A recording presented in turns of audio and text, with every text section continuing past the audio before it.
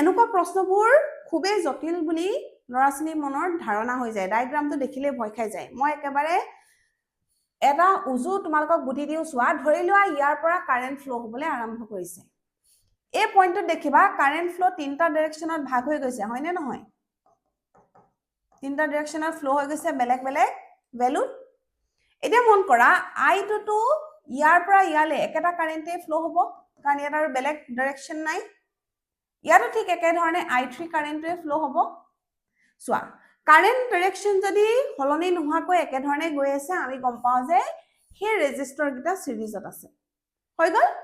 তেতিয়ালে i4 ohm 4 ohm এই দুটা কিহত আছে সিৰিজত আছে আৰু সিৰিজত কেনেকে কানেকশনটো হয় ডাইৰেক্টলি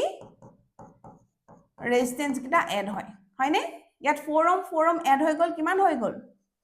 এটা আমি প্ৰথমটো পালো 8 ohm মাজতেটো এই দুটা সিৰিজত আছে ঠিক একে ধৰণে এই দুটাও কি হৈ গল সিৰিজত কানেক্ট হয় 8 ohm হৈ গল আৰু তলত আছে কোনটো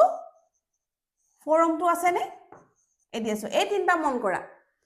এই তিনটাতে বেলেগ বেলেগ কাৰেন্ট ফ্লো হৈছে এটোত i1 এটোত i2 আৰু এটোত i3 লে তিনটা কি কানেকশনত আছে প্যাৰালাল কানেকশনত আছে হয় নে তেতিয়ালে কি হৈ যাব প্যাৰালাল কানেকশনত হলে কি হয়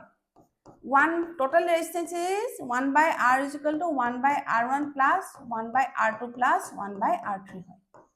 এটা গল ফর্মুলাটো এতিয়া ইয়াক যদি r1 ধৰো ই হৈ যাব 1 by 8 r2 to 1 by 8 r3 to 1 by 4 তিনটাৰ NCM লোৱা কিমান হ'ব 8 1 1 2 হৈ গল 1 by r is equal to কিমান হৈ গল 4 by 8 মানে r is equal to কিমান হৈ গল 8 by 4 কিমান হৈ যাব 2 ohm